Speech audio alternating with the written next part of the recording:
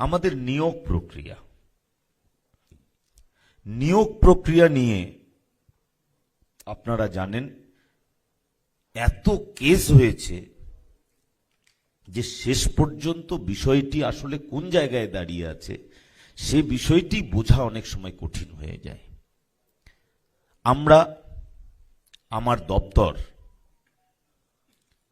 সব দিক বিবেচনা করে এসএসসির আইন,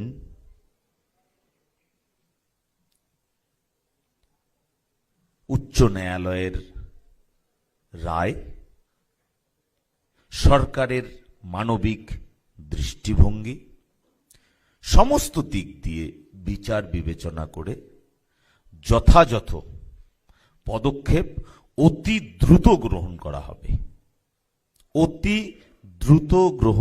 হবে। আমি এই সম্মেলনের মাঝখান থেকেই সকলকে আমি জানাতে চাই যে 2016-র SLST, group C, group D, 2025-এর এসএলএসটি, এই সমস্ত বিষয়ে আমার এবং আমাদের খুব ভালোভাবে জানা আছে। আপনাদের অনুরোধ করছি পুনরায় এই বিষয় নিয়ে আমার সঙ্গে সাক্ষাৎ, আমার ফোনে বড় বড় মেসেজ,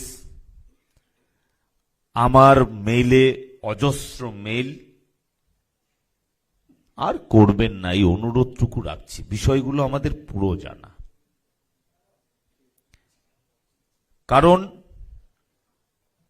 এই বিষয়টি আমার সামনে এখন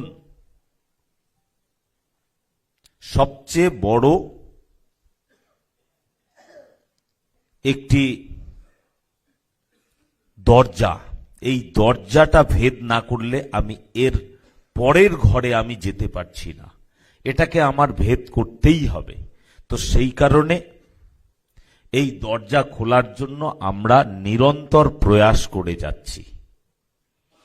অনেকেই হয়তো ভাবছেন বিদ্যালয় শিক্ষা দপ্তর নিশ্চুপ হয়ে বসে আছে।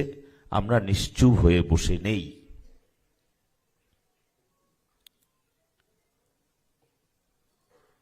আমাদের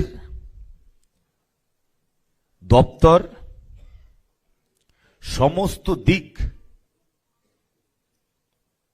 বিবেচনা করেই পদক্ষেপ করছে এবং সম্মানীয় মুখ্যমন্ত্রী শ্রী শুভেন্দু অধিকারী মহাশয় আমাদের দপ্তরের বিষয়ে সমস্ত কিছু খোঁজ খবর তিনি রাখছেন।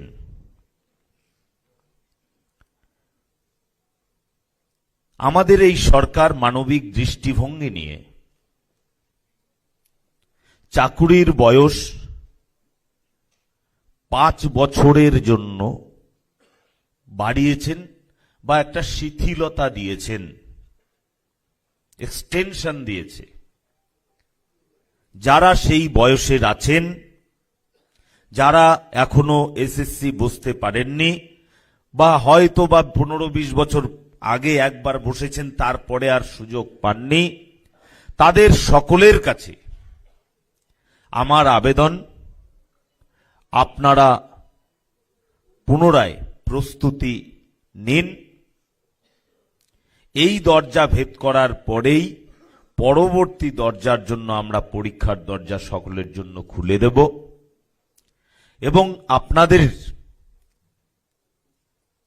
আমি নিশ্চিতভাবে বলতে পারি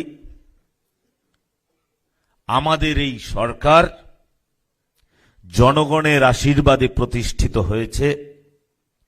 এই সরকার চাকুরি বিক্রি করবে না।